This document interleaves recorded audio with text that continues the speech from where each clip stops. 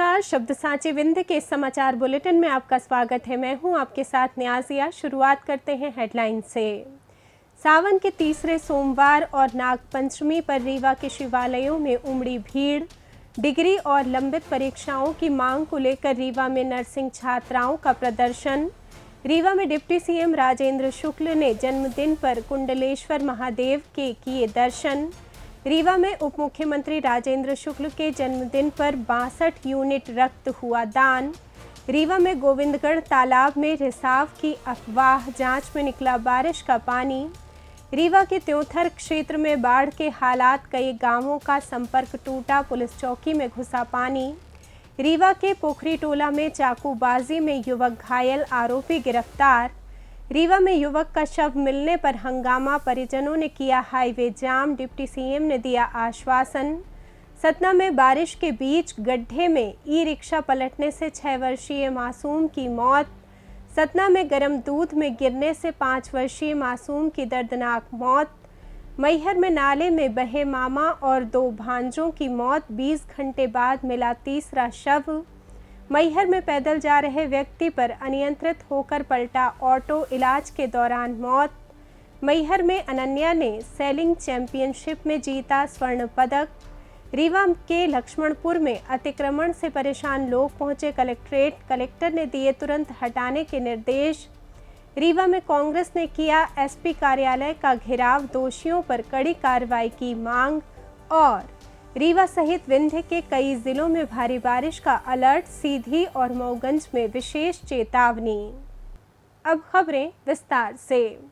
सावन के तीसरे सोमवार और नागपंचमी के दुर्लभ संयोग पर बारिश के बावजूद रीवा शहर में आस्था का सैलाब देखने को मिला। प्राचीन किला स्थित 1008 छिद्र वाले महामृत्युंजय मंदिर और कोठी कंपाउंड स्थित मनकामेश्वर शिव मंदिर सहित प्रमुख शिवालयों में सुबह से ही भक्तों की लंबी कतारें लगी रहीं। श्रद्धालुओं ने जल, दूध, बेलपत्र और फूल अर्पित कर भगवान भोलेनाथ और नाग देवता की विधिवत पूजा अर्चना की, जबकि मंदिर परिसर हर हर महादेव और बम बम भोले के जयकारों से गूंज उठे। इस पावन अवसर पर सुरक्षा के पुख्ता इंतजाम रहे। महामृत्युंजय मंदिर सहित अन्य शिवालयों में विशाल भंडारे का आयोजन कर भक्तों को महाप्रसाद वितरित किया गया। रीवा में निजी नर्सिंग कॉलेजों की छात्राओं ने अपनी डिग्री और लंबित परीक्षाओं की मांग को लेकर स्वामी विवेकानंद पार्क से रैली निकाली। इसके बाद संभागायुक्त कार्यालय पहुंचकर प्रदर्शन किया। छात्राओं का आरोप है कि वर्ष 2021 से 2024 सत्र के निजी नर्सिंग कॉलेजों में पढ़ने वाले विद्यार्थियों की अब तक परीक्षाएं आयोजित नहीं की गई हैं, जिससे 4 साल में पूरा होने वाला बीएससी नर्सिंग कोर्स 6 साल से अधिक समय बीतने के बाद भी अधूरा है। इस संबंध में उन्होंने मुख्यमंत्री के नाम संबोधित एक ज्ञापन संभागायुक्त को सौंपा है, जिसमें जल्द परीक्षा आयोजित कर डिग्री प्रदान करने की मांग की गई है, ताकि छात्रों के भविष्य का संकट दूर हो सके। आज हमारे रीवा के सभी नर्सिंग के छात्र इकट्ठा हुए हैं, जहाँ पे जो कि 2020, 21 और 22 के बच्चे हैं, जिनका एडमिशन हुआ था उन कॉलेजेस में जिसको सरकार ने सत्यापन दे दिया था कि ये नर्सिंग कॉलेजेस हैं, लेकिन बाद में उनकी मान्यता को रद्द कर दिया गया।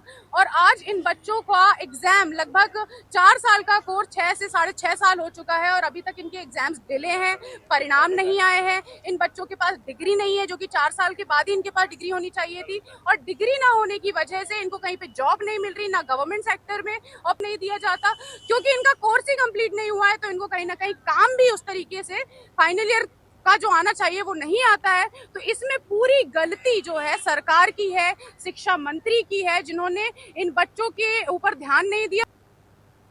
मध्य प्रदेश के उप मुख्यमंत्री राजेंद्र शुक्ल ने अपने जन्मदिन के विशेष अवसर पर धर्मपत्नी के साथ इको पार्क स्थित प्राचीन भगवान कुंडलेश्वर महादेव मंदिर पहुंचकर विधि विधान से दर्शन, पूजन और जलाभिषेक किया। इस दौरान उन्होंने भगवान शिव से आशीर्वाद प्राप्त कर समस्त प्रदेशवासियों की उत्तम स्वास्थ्य, सुख, समृद्धि और मंगलमय जीवन की कामना की। उनके जन्मदिन के इस पावन अवसर पर रीवा सहित पूरे प्रदेश से पहुंचे समर्थकों और शुभचिंतकों में भारी उत्साह देखने को मिला, जिन्होंने उन्हें आवास और कार्यालय पहुंचकर शुभकामनाएं दी।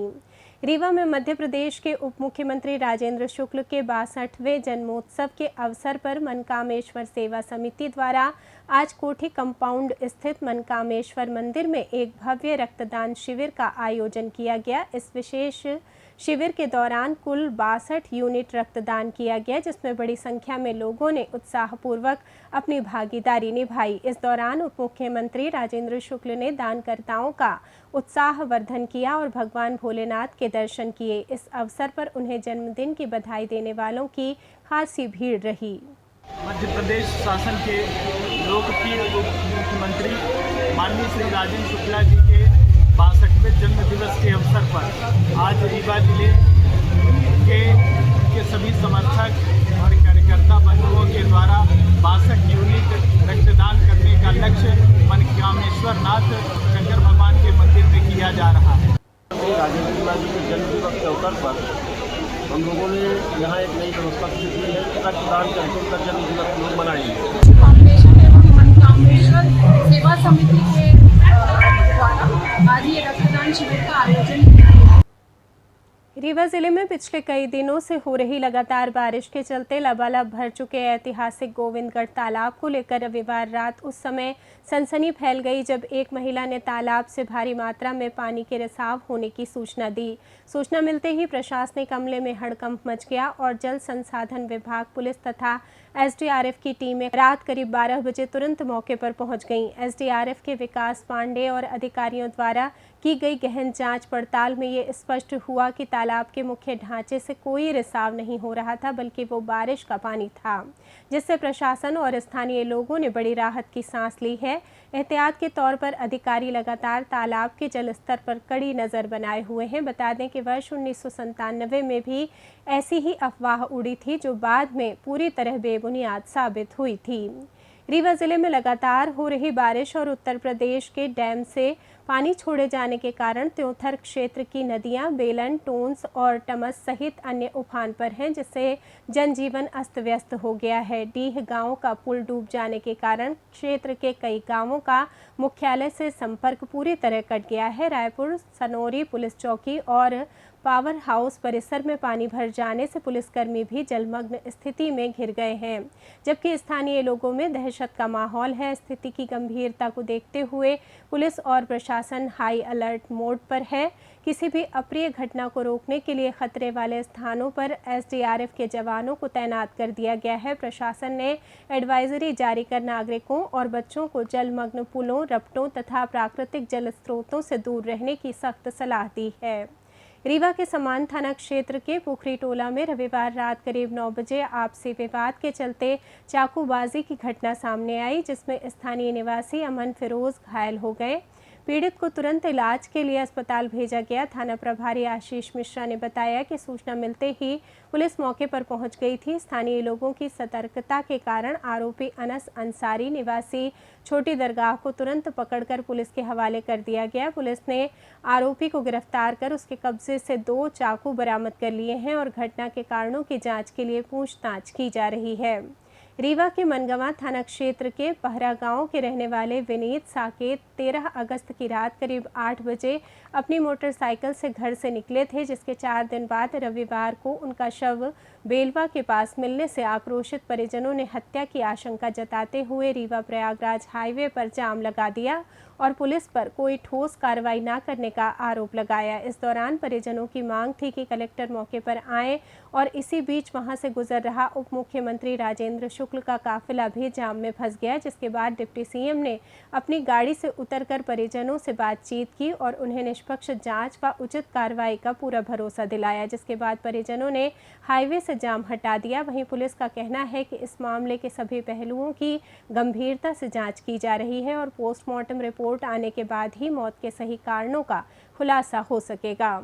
सतना सिमरिया मार्ग पर बदखर के पास सोमवार सुबह बारिश के दौरान जलभराव के बीच सड़क का गड्ढा नहीं दिखने के कारण एक ई रिक्शा अनियंत्रित होकर पलट गया, जिससे उसमें सवार 6 वर्षीय युग बंशकार की नीचे दबने से मौके पर ही दर्दनाक मौत हो गई। सीधी कैंप निवासी पवन बंशकार अपने परिवार के साथ इस ई रिक्शा से बिरसिंहपुर स्थित गैबीनाथ धाम दर्शन के लिए जा रहे थे, जबकि हादसे में रिक्शे में सवार अन्य परिजनों को मामूली चोटें आईं।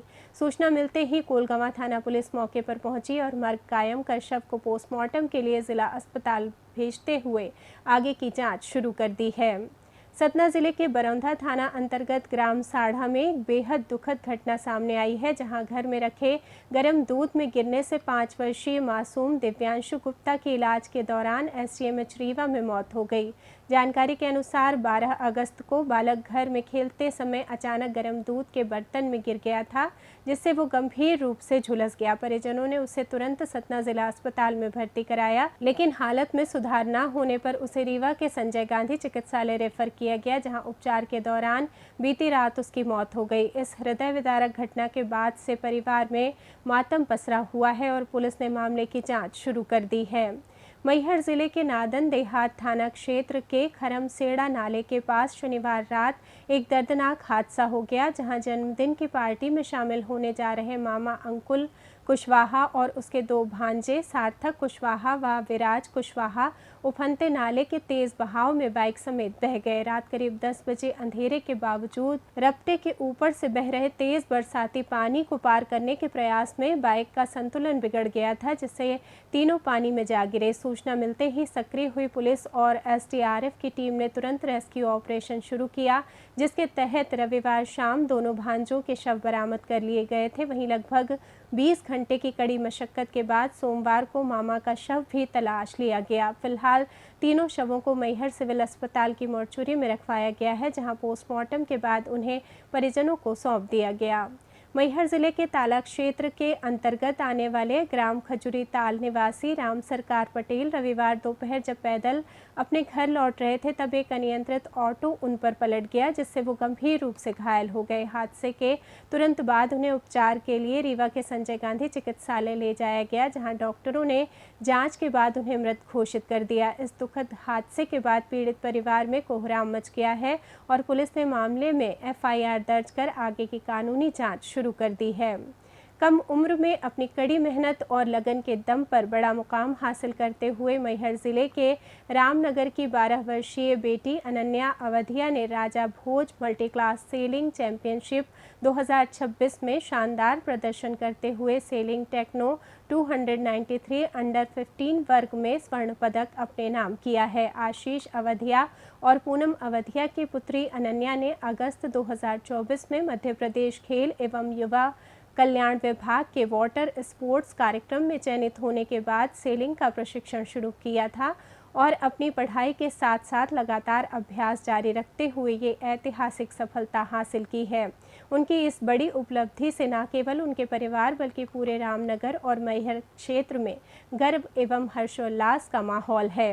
रीवा शहर के लक्ष्मणपुर क्षेत्र के करीब 50 परिवारों के ग्रामीणों ने सोमवार को कलेक्ट्रेट पहुंचकर सड़क पर हुए अवैध अतिक्रमण को हटवाने की गुहार लगाई, जिससे परेशान होकर कलेक्टर ने संबंधित अधिकारियों को तत्काल कार्रवाई के निर्देश दिए हैं। ग्रामीणों ने कलेक्टर को बताया कि गांव के कुछ लोगों द्वारा सड़क पर कब्जा कर लिए जाने के कारण जल निकासी बाधित हो रही है, जिससे बारिश का गंदा पानी रास्तों पर जमा होने के कारण बच्चों का स्कूल जाना तक दूभर हो गया है। पूर्व में तहसीलदार को निर्देश दिए जाने के बावजूद अतिक्रमण न हटाए जाने से आक्रोशित ग्रामीणों ने अपनी समस्या प्रमुखता से रखी। रीवा में रविवार को भाजपा द्वारा वंदे मातरम के कथित अपमान को लेकर कांग्रेस कार्यालय के सामने निकाले गए कैंडल मार्च के दौरान दोनों दलों के कार्यकर्ताओं में जमकर हिंसक झड़प हो गई, जिसमें कांग्रेस कार्यालय पर चप्पल, जूते और पत्थर फेंके गए। इस घटना के विरोध में सोमवार को महापौर अजय मिश्रा, जिला अध्यक्ष राजेंद्र शर्मा और शहर अध्यक्ष अशोक पटेल सहित बड़ी संख्या में कांग्रेस कार्यकर्ताओं ने एसपी कार्यालय का घेराव किया और कार्यालय पर पथराव व उपद्रव करने वाले भाजपा कार्यकर्ताओं तथा पदाधिकारियों के खिलाफ एफआईआर दर्ज कर कठोर कार्रवाई करने की मांग उठाई।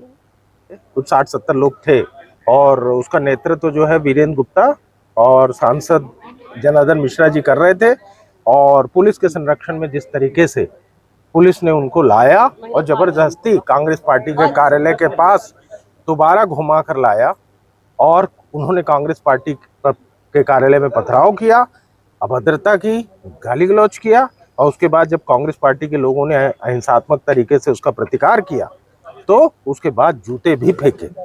हम लोग लोकतांत्रिक और अहिंसात्मक तरीके से आंदोलन करते हैं।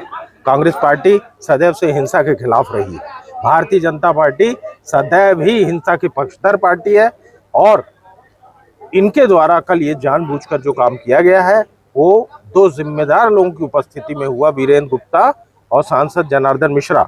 हम मांग करते हैं कि इनके ऊपर एफआईआर दर्ज की।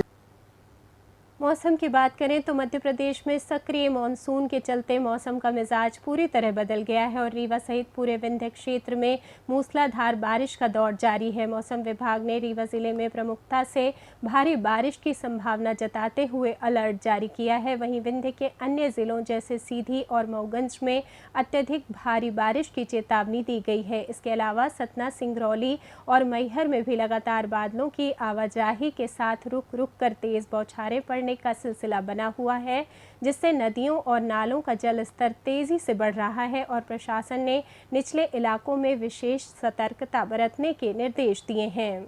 इसी के साथ ये समाचार बुलेटिन समाप्त हुआ। कल फिर मिलेंगे नई खबरों के साथ। जुड़े रहिए शब्द साची विंध्य से और विंध्य से जुड़ी तमाम खबरों के लिए हमारे चैनल को सब्सक्राइब कर दें। वीडियो को लाइक करें, शेयर करें और बेल आइकॉन दबाना ना भूलें। अपने आसपास की खबरें हम तक पहुंचाने के लिए स्क्रीन पर दिए नंबर पर आप संपर्क भी कर सकते हैं। धन्यवाद।